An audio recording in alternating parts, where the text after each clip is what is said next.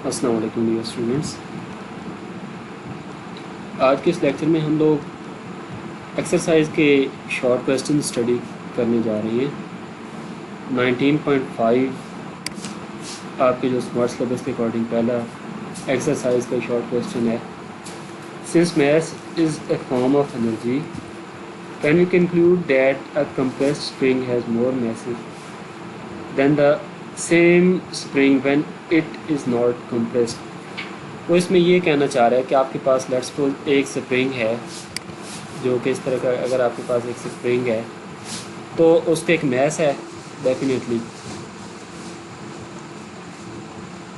जब आप ये उसका लेट्स सपोज एक मैस है, जब आप इसको कंप्रेस्ड करते हो, जब आप इसको बिल्कुल ही कंप्रेस्ड कर देते हो ऐसे, तो क्या होगा? जब आप इसको कंप्रेस्ड करते हो तो आपने इस पर वर्क डन किया है, और वो वर्क डन इस कंप्रेस्ड स्प्रिंग में इलास्टिक पोटेंशियल एनर्जी के तौर पे स्टोर हो गया है। मींस कि इसकी एनर्जी क्या हो गई है? इंक्रीज़ हो गई है। अगर हम ये वाली जो इक्वेशन है आइंस्टाइन की मैस एनर्जी इक्वेशन है, delta E is equal to m c square, इधर से डेल्टा एम, क्योंकि हमने चेंज किस में फाइंड करना है? डेल्टा एम में, तो वो किस बराबर होगा? डेल्टा ई ओवर सी स्क्वायर। बेसिकली इस क्वेश्चन में वो पूछना क्या चाह रहा है? वो पूछना ये चाह रहा है कि आपके पास एक स्प्रिंग है जिसका मैस एम है, जब आप उसको कंप्रेस करोगे तो क्या उसके मैस में इंक्रीज़ होगा या नहीं होगा? तो मैंने बताया कि ये आपके पास मैस एम है, जब आप उसको कंप्रेस करते हो तो उसमें आपने उस पर वर्क डन किया है, और वो जो वर्क डन है उसकी इलास्टिक पोटेंशियल एनर्जी के तौर पे कंप्रेस स्प्रिंग में स्टोर हो जाएगा। मीन्स कि उसकी एनर्जी इंक्रीज़ कर देगा। तो जब ये देखें अकॉर्डिंग टू आइंस्टाइन इक्वेशन, जब इन एनर्जी में इंक्रीज़ होगा, एनर्जी में इंक्रीज़ होगा तो क्या होगा? मैस में क्या हो जाएगा? इंक्रीज़ हो जाएगा। पहली बात तो ये होगी कि मैस में इंक्रीज़ तो होगा, लेकिन ये जो फैक्टर है ना, increase in mass due to increase in energy, basically ये हम नेग्लिजिबल होता है, ये अपेरेंट नहीं होता, ये हम मेजर नहीं कर सकते, ये हमें फील नहीं होता कि एनर्जी में चेंज की वजह से मैस में चेंज हुआ है या नहीं हुआ। क्यों नहीं होता? क्योंकि एनर्जी जो चेंजिंग हम डेली लाइफ में ऑब्जर्व करते हैं वो बहुत ही माइन्यूट होती है, वो बहुत ही स्मॉल एनर्जी चेंजिंग के साथ हम डील करते हैं। क्यों? क्योंकि ये जो नीचे से फैक्टर है सी स्क्वायर, देखिए सी की वैल्यू होती है 3 × 10⁸ मीटर पर सेकेंड, जब स्क्वायर होगा तो और ज़्यादा वैल्यू हो जाएगी। तो ये सी स्क्वायर फैक्टर की वजह से ये जो पूरी टर्म है, जब नीचे डिनोमिनेटर में कोई वैल्यू ग्रेटर होती है तो ओवरऑल ये जो वैल्यू होगी वो चेंज इन एनर्जी की बहुत ही कम वैल्यू होगी। जब ये बहुत ही कम वैल्यू होगी तो मीन्स कि जो हमारे पास डेल्टा एम जो कि मैस में चेंज है, वो अपेरेंट जो मैस में चेंज है वो बहुत ही कम होगा, जो कि नेग्लिजिबल होगा, जिसको हम लोग मेजर नहीं कर सकते। तो ये वही बात कर देता है। पहले तो डेफिनेटली उसमें मैस में इंक्रीमेंट होगा, because C square is very large quantity. This implies that significant change in mass change is required very large energy. तो हमें क्या करना होगा? इस एनर्जी को ज़्यादा इंक्रीज़ करना होगा, लेकिन डेली लाइफ में हम इंक्रीज़ नहीं कर सकते। क्यों? क्योंकि सी स्क्वायर नीचे फैक्टर आ रहा है, तो ओवरऑल इसको बहुत ही कम वैल्यू वो देगा। इसीलिए क्या होगा कि एनर्जी चेंजेस कितनी होती है? बहुत स्मॉल होती है डेली लाइफ में। To provide a measurable mass changes means के जो एनर्जी की ये जो चेंज इन एनर्जी है वो इतनी स्मॉल होती है कि हम ये जो मैस में चेंजिंग है वो हम मेजर ही नहीं कर सकते due to c square factor. अच्छा, इसके बाद जो क्वेश्चन है वो question number 19.6, when a solid is heated and begin to glow, why does it first appear red? इसमें ये पूछने की कोशिश की जा रही है स्टूडेंट कि कोई भी एक सॉलिड है, जब आप उसको हीट करते हो तो पहले वो रेड ही क्यों अपीयर होता है। हमने ब्लैक बॉडी रेडिएशन में पढ़ा था स्टूडेंट कि जैसे जैसे कोई बॉडी हम हीट करते जाते हैं, मैंने आपको आयरन की एग्जांपल दी थी कि वो क्या करता जाता है, वो पहले रेड होता है, फिर मतलब कि और वो कलर में ट्रांसफॉर्म हो जाता है और आखिर पे वो ब्लू कलर अपीयर हो जाता है। तो पहले वो रेड इसलिए होता है कि जो रेड की वेवलेंथ होती है वो सबसे ज़्यादा होती है, और जैसे जैसे वो हीटअप होता जाएगा, वो अगर ब्लू की तरफ जा रहा है तो ब्लू की वेवलेंथ सबसे कम होती है। तो इसीलिए क्योंकि शुरू में टेम्परेचर लो होता है, इसीलिए वो रेड कलर अपीयर होता है, क्योंकि रेड की जो वेवलेंथ होती है वो बहुत ज़्यादा लार्जर होती है, और वो इतनी लार्जर होती है कि वो विजिबल रीजन में होती है, लाई कर रही होती है। ये देखें अब, we know that when a body is heated it emits radiation. ये ब्लैक बॉडी में भी हमने पढ़ा था। ये वैसे कोई भी बॉडी को जब आप हीट करते हो तो डेफिनेटली वो रेडिएशन एमिट करता है, लेकिन स्टार्ट पे उसका जो टेम्परेचर होगा, जब वो हीट हो रही होती है तो उसका टेम्परेचर कम होता है। जब टेम्परेचर कम होगा तो वो जो लाइट की जो रेज एमिट करेंगी तो उनकी जो वेवलेंथ होगी वो लॉन्गर वेवलेंथ की होगी, और वो इतनी लॉन्गर वेवलेंथ की होगी कि वो विजिबल रीजन में लाई कर रही होंगी। इसीलिए वो रेड अपीयर होता है, क्योंकि स्टार्ट में उसका टेम्परेचर इतना कम होता है कि वो जो वेवलेंथ जनरेट करता है रेड कलर, वो फॉल कर रही होती है विजिबल रीजन में, और विजिबल रीजन में जो रेड कलर की वेवलेंथ होती है उसके साथ वो कंपैरिजन कर रही होती है ड्यू टू लो टेम्परेचर। अच्छा, इससे नेक्स्ट जो क्वेश्चन है उसमें कि पूछा जा रहा है कि what happens to the total radiation from a black body if its absolute temperature is doubled. वो कहता है कि अगर हम एब्सोल्यूट टेम्परेचर को डबल कर दें तो जो रेडिएशन होती हैं, टोटल रेडिएशन जो कि एमिट होती है किसी ब्लैक बॉडी से, उनका क्या फ़र्क पड़ता है, ब्लैक बॉडी की बेसिकली इंटेंसिटी या एनर्जी में क्या फ़र्क पड़ता है। तो हमने ये ब्लैक बॉडी रेडिएशन की जब हम लोग कर्व कर रहे थे प्लॉट, तो मैंने आपको ये बताया था कि स्टीफन बोल्ट्जमैन लॉ के बारे में बताया था कि वो क्या एक्सप्लेन करता है कि amount of energy radiated from the hot body is directly proportional to fourth power of absolute temperature. ये आपके पास स्टीफन बोल्ट्जमैन लॉ था। ये जो कैरेक्टरिस्टिक कर्व में हमने फोर्थ पॉइंट था, उसके बिल्कुल लास्ट वाला पॉइंट था कि जो एनर्जी होती है वो बराबर होती है फोर्थ पावर ऑफ टेम्परेचर की।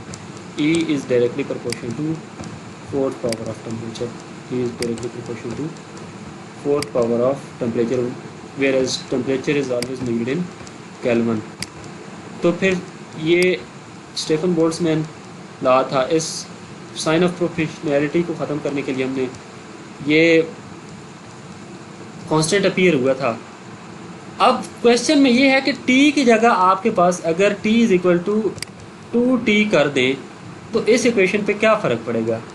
ये देखें, t की जगह मैंने 2t जब पुट किया तो क्या आ जाएगा 16, और यहाँ तक ये वाली जो क्या है आपके पास, ये सेम वही है आपके पास, ये वाली चीज़ ही है e प्राइम, जो कि चेंज आ रहा है एनर्जी में by substituting the t is equal to 2t। तो जो चेंज एनर्जी में आएगा वो आपके पास ये वाला चेंज आएगा, मीन्स कि एनर्जी क्या हो जाएगी 16 टाइम इंक्रीज कर जाएगी जब आप टेम्परेचर को डबल करोगे तो।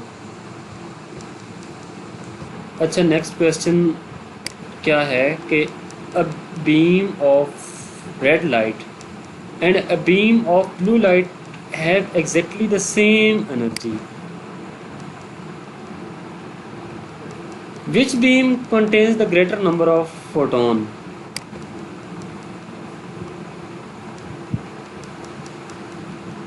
अच्छा, इसमें वो ये पूछना चाह रहा है कि आपके पास 2 बीम ऑफ लाइट हैं, एक आपके पास रेड है और दूसरी ब्लू है, इनकी एनर्जी सेम है, तो आपने क्या बताना है कि इनमें किस बीम ऑफ लाइट में ज़्यादा नंबर ऑफ फोटोन होंगे। तो आपको पता है कि energy of photon is equal to hc over lambda. इसके बराबर होती है,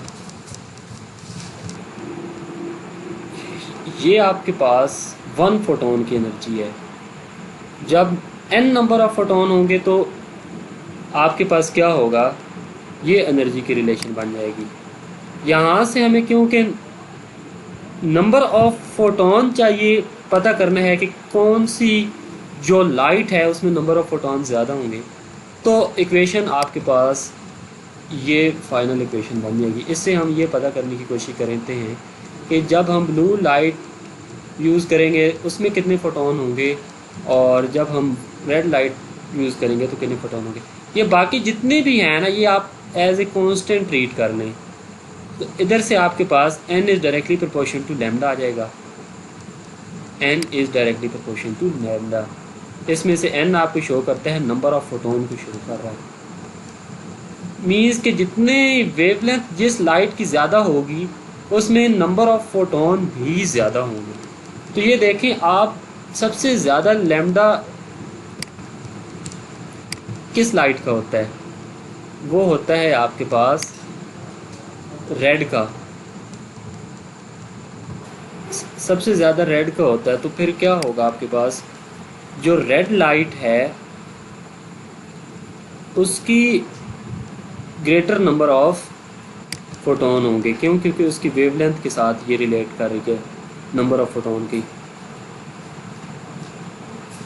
ये आपने फोटो इलेक्ट्रिक इफेक्ट में आपको अगर याद होगा तो मैंने आपको बताया था कि वो हमने स्टॉपिक पोटेंशियल का कॉन्सेप्ट उधर देखा था कि जो मीन्स के एनर्जी किस पे डिपेंड करती है, एनर्जी किस पे डिपेंड करती है, वो कलर पे डिपेंड करती है, मीन्स की फ्रीक्वेंसी पे डिपेंड करती है। लेकिन नंबर ऑफ फोटोन किस पे डिपेंड करते हैं, इंटेंसिटी पे डिपेंड करते हैं। तो ये देखें कि आपके पास नंबर ऑफ फोटोन मीन्स कि इंटेंसिटी पे डिपेंड करते हैं। तो जो रेड लाइट होती है वो ज़्यादा इंटेंस होती है। इसीलिए तो आप देखो ना, ये जितने भी इशारे होते हैं जब रोकने के लिए या कोई ये डेंजर साइन होता है तो हमेशा रेड लाइट ही वो ग्लो करती है। क्यों? क्योंकि ये ज़्यादा प्रोमिनेंट होती है, ये ज़्यादा इंटेंस होती है, इसकी वेवलेंथ ज़्यादा होती है। अच्छा, जो नेक्स्ट क्वेश्चन है उसमें ये पूछा जा रहा है कि विच फोटोन, रेड है, ग्रीन है या ब्लू है, कैरीज द मोस्ट एनर्जी या मोमेंटम। इन तीनों जो लाइट की कलर्स हैं मुख्तलिफ, उनमें से कौन सी लाइट ज़्यादा एनर्जी कैरी करेगी और मोमेंटम किसका ज़्यादा होगा। 2 इक्वेशन है आपके पास गिवन। इस इक्वेशन से आप लोग फेमिलियर हो, is equal to h f, और ये P is equal to h over lambda. यहाँ तक तो आप बिल्कुल बात आपकी समझ में आ जाएगी। यहाँ तक ये मोमेंटम और एनर्जी रिलेशन हम लोग बड़े अच्छे तरीके के साथ फाइंड आउट कर चुके हैं। अब ये वाली जो इक्वेशन यहाँ से ये वाली कैसे आई, तो ये इस पर थोड़ी नज़र डाल देते हैं। आपको पता है student, V is equal to f lambda होता है। यहाँ से लैम्डा किसके बराबर आ जाएगा, C ओवर लैम्डा। C किसके बराबर है, V के बराबर है। क्यों? क्योंकि इधर हम जो स्पीड ले रहे हैं ये रिलेटिविस्टिक अप्रोच होती है मॉडर्न फिज़िक्स में। मॉडर्न फिज़िक्स में जितनी भी आप V की जगह चीज़ें मूव करती हैं स्पीड ऑफ लाइट की कंपेरेटिव, तो V की जगह C आ जाएगा, C over lambda, C over frequency आ जाएगी। इधर से आप क्या करो, ये जो लैम्डा की वैल्यू है यहाँ पे आप पुट कर दो। जब आप यहाँ पे पुट करोगे तो आपके पास ये वाला इक्वेशन आ जाएगी। अब ये देखें, इन इक्वेशन नंबर फर्स्ट है ये वाली और ये इक्वेशन नंबर 2 है। इन दोनों को आप अगर कंपैरिजन करो कि E इज़ डायरेक्टली प्रोपोर्शन किसके आ गई है, फ्रीक्वेंसी के, और P भी किसके डायरेक्टली प्रोपोर्शन आ गई है, F के। यहाँ से आपके पास E किसके डायरेक्टली प्रोपोर्शन आ गई है, F के, और P भी किसके डायरेक्टली प्रोपोर्शन आ गई है, F के। मीन कि जिस कलर की जो लाइट होगी उसकी एनर्जी ज़्यादा होगी, जिसकी फ्रीक्वेंसी ज़्यादा होगी, और जिसकी फ्रीक्वेंसी ज़्यादा होगी उसकी मोमेंटम भी ज़्यादा होगी। मीन्स कि हमने ये सिर्फ चीज़ देखनी है। जिस लाइट की फ्रीक्वेंसी ज़्यादा होगी उसकी एनर्जी भी ज़्यादा होगी और मोमेंटम भी ज़्यादा होगा। तो ब्लू लाइट की सबसे ज़्यादा फ्रीक्वेंसी होती है, तो उसकी लोवेस्ट वेवलेंथ होती है। तो इसमें क्या होगा, फोटोन जो इसके करस्पॉन्डिंग होंगे इस लाइट के, उनकी एनर्जी भी ज़्यादा होगी और मोमेंटम भी ज़्यादा होगा डेफिनेटली। अच्छा, नेक्स्ट जो क्वेश्चन है उसमें वो ये पूछता है कि which has the lower energy quanta, किस इलेक्ट्रोमैग्नेटिक रेडिएशन की एनर्जी कम होगी, रेडियो वेव की या एक्स रेज की। एक्स रेज अगर आप स्पेक्ट्रम को देखो तो सबसे पहले गैमा रेज आते हैं, फिर एक्स रेज आती है, फिर इसी तरह आप आगे चलते जाओ तो, और फिर ये तो आपके पास एक साइड हो गई, और दूसरी साइड पे दरमियान में विजिबल भी आती हैं, और एक दूसरी पीक पे जब आप लोग देखते हो तो आती हैं रेडियो वेव्स। जैसे जैसे हम लोग इस साइड पे बढ़ते जाते हैं तो हमारे पास क्या होता जाता है, एक तो वेवलेंथ इंक्रीज़ होती जाती है, और वेवलेंथ इंक्रीज़ होने के साथ साथ उनकी फ्रीक्वेंसी क्या होती जाती है, डिक्रीज़ होती जाती है। यहाँ पे विजिबल रीजन आ जाता है दरमियान में, मैं उसे बी के साथ रिप्रेजेंट कर रहा हूँ। तो मीन्स कहने का ये है कि एक्स रेज की जो एनर्जी होगी वो मैक्सिमम होगी और उसकी वेवलेंथ कम होगी। एनर्जी मैक्सिमम है तो उसकी फ्रीक्वेंसी भी मैक्सिमम होगी। मीन्स के जो एक्स रेज के फोटोन हैं उनके जो एनर्जी है, क्वांटाइज्ड एनर्जी है, वो ज़्यादा होगी और रेडियो वेव्स की एनर्जी कम होगी। Since the frequency of radio wave is less than X rays, यही मैंने बात की कि रेडियो वेव इस साइड पे हैं तो ये लार्जर वेवलेंथ की होंगी। जब लार्जर वेवलेंथ की होगी तो इनकी एनर्जी कम होगी और फ्रीक्वेंसी भी कम होगी। Therefore radio waves has low energy quanta, तो इसमें से ये जो रेडियो वेव्स हैं इनकी एनर्जी कम होगी। मज़ीद इसमें जो नेक्स्ट क्वेश्चन है उसकी अगर हम बात करें तो, does the brightness of a beam of light primarily depends on frequency of photon or the number of photon। ये वैसे मुझे बताना नहीं चाहिए क्योंकि मैं ये फोटो इलेक्ट्रिक इफेक्ट में मैं बहुत ही अच्छा एक्सप्लेन कर चुका हूँ। मैंने आपको 3 एग्जांपल दी थी, 100 वाट बल्ब की, फिर 120 वाट बल्ब की, और मैंने बताया था कि जो ब्राइटनेस है वो बेसिकली किस पे डिपेंड करती है, जो नंबर ऑफ फोटोन ज़्यादा एमिट करेंगे उस पे डिपेंड करती है, और जो एनर्जी है वो फ्रीक्वेंसी पे डिपेंड करती है। ये हम काफ़ी डिटेल में पढ़ चुके हैं, तो मैं जस्ट ये रिवाइज करने लगा। The brightness of intensity of light depends on the number of photon, यही बात आ गई, on the not the frequency, the energy of photon depends on frequency. Same वही बात है, सेम वही लाइन लिखी हुई है जो मैं आपको एक्सप्लेन कर चुका हूँ फोटो इलेक्ट्रिक इफेक्ट में।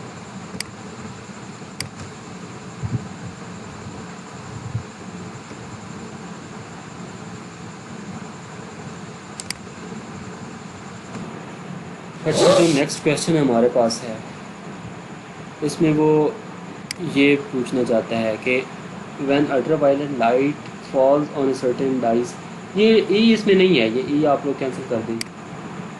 आपके पास ये डाइज है, visible light is emitted. Why does this not happen when infrared light falls on these dyes. Dyes आप एक ऐसे समझ लें कि एक सरफेस है।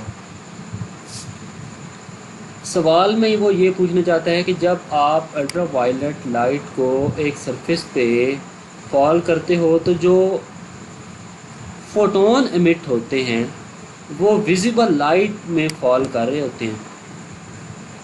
उनकी जो एनर्जी होती है, उनकी जो रेडिएशंस होती है वो विजिबल लाइट में फॉल कर रहे होते हैं।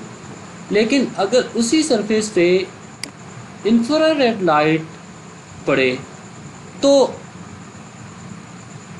फिर ये विजिबल लाइट की जो रेडिएशन है वो क्यों नहीं एमिट होती।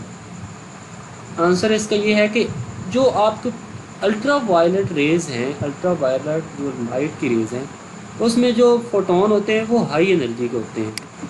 ये आप जब लाइट स्पेक्ट्रम पढ़ेंगे तो उसमें देखेंगे, आगे जो नेक्स्ट चैप्टर है उसमें हम लोग पढ़ेंगे, तो सबसे ज़्यादा अल्ट्रा वायलेट रेज़ जो हैं उनकी एनर्जी होती है। अल्ट्रा वायलेट रेज़ की एनर्जी का मतलब है कि हाई एनर्जी मीन्स फ्रीक्वेंसी ज़्यादा है इनकी, अल्ट्रा वायलेट की। जब वो एटम को एक्साइट करते हैं, एक्साइट कैसे करते हैं, जब उस पर स्ट्राइक करेंगे तो वो हायर एनर्जी ऑर्बिट में चले जाएंगे, और फिर जब वो डी एक्साइट करेंगे फिर लोअर ऑर्बिट में जाने के लिए, तो वो क्या करेंगे, फोटोन एमिट करेंगे। फोटोन एमिट करेंगे तो वो किस में लाई कर रहे होंगे फोटोन, वो विजिबल लाइट की रेडिएशंस में फॉल कर रहे होंगे। लेकिन जब हम उसी सरफेस पे इंफ्रारेड लाइट स्ट्राइक करेंगे, इंफ्रारेड लाइट की जो फ्रीक्वेंसी होती है वो कम होती है अल्ट्रावायलेट से। जाहिर बात है इसके जो फोटोन होंगे वो भी कम एनर्जेटिक होंगे।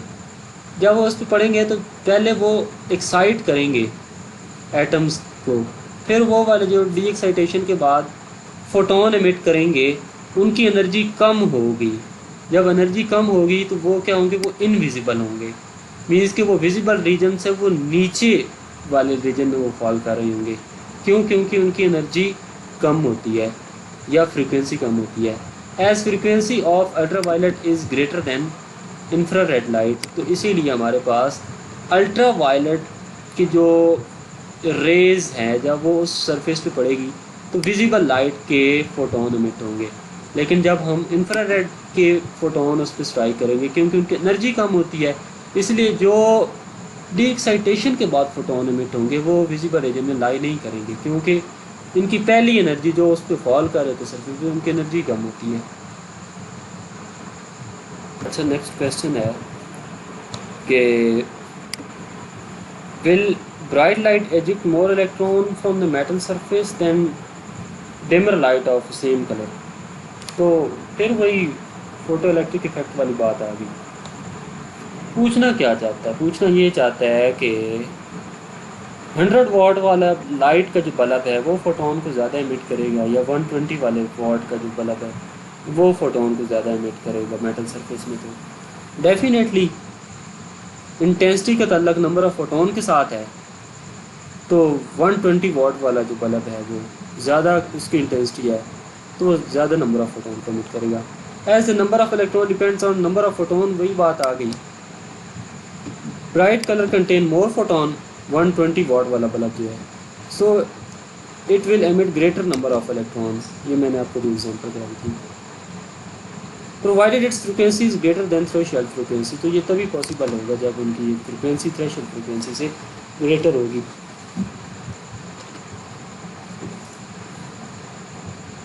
अच्छा, इसका जो नेक्स्ट क्वेश्चन है, well higher frequency light eject greater number of electron and lower frequency light. जिसकी फ्रीक्वेंसी लाइट की ग्रेटर होगी, क्या वो फोटोन भी ग्रेटर एमिट करेगी? नहीं, बिल्कुल नहीं, क्योंकि इंटेंसिटी का ताल्लुक है नंबर ऑफ फोटोन के एमिट होने से, और वो डिपेंड करती है जितने ज़्यादा वाट का बल्ब होगा। No, because number of eject electron depends on intensity of light, वही बात आ गई, not on the frequency. Frequency का ताल्लुक एनर्जी के साथ है। Therefore, higher frequency or lower frequency will eject the same number of photons. Means कि उनके जो मैंने आपको ग्राफ से बताया था ना, वो स्टॉपिक पोटेंशियल, दोनों का क्या होगा, एक ही स्टॉपिक पोटेंशियल होगा। नेक्स्ट क्वेश्चन में वो ये पूछना चाहता है कि when light shines on a surface its momentum transfer to the metal surface, मतलब कि जब किसी भी सरफेस पे लाइट स्ट्राइक करती है तो क्या उसके जो मोमेंटम है वो ट्रांसफ़र करती है लाइट अपना मोमेंटम सरफेस पे? यस। क्यों? क्योंकि मोमेंटम का ताल्लुक है एनर्जी से। जाहिर बात है, अगर एक लाइट अपनी एनर्जी उस सरफेस पे फॉल कर रही है तो इट्स मीन वो मोमेंटम भी क्या कर रही है, वो अपना मोमेंटम उसको ट्रांसफ़र कर रही है। Yes, momentum of photon is transfer to the atom of a metal surface when light falls on the metal surface. The photon are absorb by the metal surface. क्यों? क्योंकि जब वो फोटोन अब्जॉर्ब करेंगे तो तो उसकी एनर्जी इंक्रीज़ हो जाएगी। जब एनर्जी इंक्रीज़ होगी तो मोमेंटम भी इंक्रीज़ होगा। अच्छा, जो हमारे पास according to smart syllabus next question है वो क्वेश्चन नंबर 18 है। Why don't we observe a Compton effect with visible light. जी, विजिबल लाइट से हम कॉम्पटन इफेक्ट क्यों नहीं एक्सप्लेन कर सकते? इसका आंसर ये है कि कॉम्पटन इफेक्ट को ऑब्जर्व करने के लिए हमें जो फोटोन की एनर्जी है वो कितनी चाहिए होती है? 0.51 मेगा इलेक्ट्रॉन वोल्ट, और इससे ज़्यादा की। लेकिन जो हमारे पास विजिबल लाइट के फोटोन हैं वो इस रेंज की एनर्जी नहीं रखते। इसीलिए हमें क्या करना होगा, कॉम्पटन इफेक्ट के लिए एक्स रेज की एनर्जी किस रेंज में होती है? एक्स रेज के जो फोटोन होते हैं उनकी एनर्जी इसी रेंज में होती है, 0.5 मेगा इलेक्ट्रॉन वोल्ट के। तो इसीलिए हम जो एक्स रेज है उसके जो कॉम्पटन इफेक्ट ऑब्जर्व करने के लिए यूज़ करते हैं, ना कि जो विजिबल लाइट है। क्यों? क्योंकि विजिबल लाइट के फोटोन जो हैं वो कम एनर्जेटिक होते हैं। अच्छा, इससे जो नेक्स्ट क्वेश्चन है, कैन पेयर प्रोडक्शन। वैसे अजीब बात है, ये वाला टॉपिक आपके स्मार्ट सिलेबस में नहीं था, क्वेश्चन इधर आ गए। खैर, इधर तो पेयर एनिहिलेशन था। Can pair production take place in vacuum, explain. Pair production में क्या होता है कि आपके पास एक इलेक्ट्रोमैग्नेटिक रेडिएशन जब स्ट्राइक करती है in the vicinity of nucleus, तो दो पेयर बन जाते हैं, एक इलेक्ट्रॉन बन जाते हैं, एक पॉजिट्रॉन बन जाता है। वो कहता है कि ये वैक्यूम में पॉसिबल है पेयर प्रोडक्शन? बिल्कुल नहीं है पॉसिबल। क्यों? क्योंकि अगर वैक्यूम में होगा तो मोमेंटम आपके पास जो है पेयर प्रोडक्शन में कुछ लॉज ओबे करने होते हैं, law of conservation of momentum, law of conservation of energy, law of conservation of charge. तो आपके पास जो law of conservation of momentum है वो सेटिस्फाई नहीं होता। क्यों? क्योंकि law of conservation of momentum के लिए रिकॉयल मस्ट होता है। तो रिकॉयल तभी पॉसिबल होगा जब इसको कोई फोर्स इस पे ड्राइव कर रही होगी। जब कोई फोर्स इसको ड्राइव नहीं कर रही होगी तो रिकॉयल पॉसिबल नहीं है। तो वैक्यूम में कोई फोर्स ड्राइव नहीं कर रही होती, इसलिए ये पॉसिबल नहीं है पेयर प्रोडक्शन। अच्छा, इससे जो नेक्स्ट क्वेश्चन है वो, is it possible to create a single electron from energy. Energy से क्या सिंगल इलेक्ट्रॉन पॉसिबल है? बिल्कुल इम्पॉसिबल है। क्यों? क्योंकि एनर्जी मीन्स फोटोन, और फोटोन आप अगर पेयर एनिहिलेशन में पढ़ते हो तो इलेक्ट्रॉन प्लस पॉजिट्रॉन बनता है पेयर एनिहिलेशन में। तो वो किस में बराबर होता है आपके पास? किसके बराबर होता है? वो इक्वल टू होता है आपके पास 2 फोटोन के होता है। मींस कि आपको चार्ज कंजर्वेशन रिक्वायर होता है। इस साइड पे फोटोन पे क्योंकि ज़ीरो चार्ज होता है तो इस साइड पे भी ज़ीरो चार्ज होता है। लेकिन सिंगल अगर इलेक्ट्रॉन की बात करते हैं तो इस साइड पे तो फिर नेगेटिव चार्ज आ गया, लेकिन इस साइड पे क्या आ गया? Zero charge. तो ये क्या है? सिर्फ एक इलेक्ट्रॉन से ये इम्पॉसिबल है। No, because energy has no charge, energy means photon, an electron has negative charge, since a single electron cannot be created from energy because it against law of conservation of charge and momentum। यहाँ से अगर ये charge, ये आपको मैंने समझा दिया, momentum भी ज़ाहिर बात है, इधर 2 पार्टिकल होंगे तो इधर एक होगा, तो कंजर्वेशन ऑफ मोमेंटम भी इम्पॉसिबल है। अच्छा, if question number 22, if an electron and A proton have the same de Broglie wavelength, which particle has greater speed. Electron और पॉजिट्रॉन से कौन सा पार्टिकल ग्रेटर स्पीड पर होगा? ये डी ब्रॉगली वेवलेंथ है, डी ब्रॉगली वेवलेंथ। वेलोसिटी यहाँ से ये गिवन है, और ये देखें वेलोसिटी और मास के इधर से इन्वर्स रिलेशन है, इन्वर्स रिलेशन है। तो ये क्या शो करता है कि जिसका मास ज़्यादा होगा उसकी वेलोसिटी कम होगी, और जिसका मास कम होगा उसकी वेलोसिटी ज़्यादा होगी। इलेक्ट्रॉन का जो मास है वो प्रोटॉन के मुकाबले में बहुत ही कम होता है, 10⁻31 के बराबर होता है केजी, और प्रोटॉन का 10⁻27 केजी होता है। तो इसीलिए हम आपके पास इलेक्ट्रॉन की स्पीड ज़्यादा होगी क्योंकि उसका मास कम है।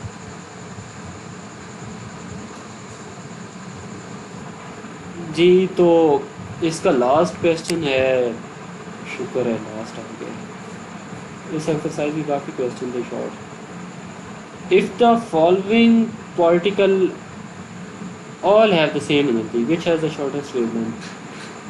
इलेक्ट्रॉन, अल्फा पार्टिकल और न्यूट्रॉन है और एक प्रोटॉन है। इसमें से हमने देखना है कि सबसे कम वेवलेंथ किसकी है। वेवलेंथ की जहाँ पे भी आपका पूछा जाएगा, आप ये वाली टी प्रॉब्ली वेवलेंथ की सिंपल इक्वेशन यूज़ करोगे। यहाँ से आप क्या करो कि एम वी आप ये पढ़ चुके हो, काइनेटिक एनर्जी किसके बराबर होती है, 1/2 mv² के बराबर होती है। यहाँ से ये वाला mv वाला फार्मूला आ जाएगा, और ये नीचे दूसरी साइड पे यहाँ से आपके पास जो एनर्जी होती है वो इसके बराबर होती है। ये हम लोग पढ़ चुके हैं फोटो इलेक्ट्रिक इफेक्ट में, ये वाली इक्वेशन काइनेटिक एनर्जी हमने पढ़ा था, वो इसके बराबर होती है। अच्छा, फिर एम वी की जगह ये वाली इक्वेशन सब्स्टिट्यूट इधर कर दें तो आपके पास जो फाइनल आ जाएगी ये इक्वेशन, फाइनल इक्वेशन, और इस वी ई की जगह क्या आ जाएगी आपके पास, ये एनर्जी के बराबर होती है तो ई आ जाएगी। इसमें अगर हम बात करें कि एनर्जी जो सारे पार्टिकल हैं, अल्फ़ा पार्टिकल, इलेक्ट्रॉन है, प्रोटॉन, न्यूट्रॉन, उनकी तकरीबन सेम होती है, लेकिन मैथ सबका क्या होता है, डिफरेंट होता है। और प्लैंक्स कांस्टेंट भी, उसकी भी एक कांस्टेंट है, फिक्स वैल्यू है। तो आपके पास जो लैम्डा है वो उसका ये वाला रिलेशन बनेगा, मीन्स कि वो इन्वर्स रिलेशन है मैथ्स के साथ। जिसका मैथ्स ज़्यादा होगा उसकी वेवलेंथ कम होगी। सबसे ज़्यादा जो मैथ्स होगा वो अल्फ़ा पार्टिकल का होगा, जिसका एटॉमिक मैथ्स आपको पता ही है कि 4 AMU के बराबर होता है। हीलियम निकलाई होती है ना अल्फ़ा पार्टिकल, तो इसीलिए उसकी शॉर्टर वेव लेंथ होगी, सबसे कम वेव लेंथ उसकी होगी। तो ये आज के हमारा लेक्चर था जिसमें हमने एक्सरसाइज की शॉर्ट क्वेश्चन डिस्कस किया। आप लोगों को आई होप समझ आ गई होगी, अगर नहीं आई तो आप लोग बाद में पूछ लीजिएगा। ओके स्टूडेंट, अल्लाह हाफिज़, अपना ख्याल रखिएगा।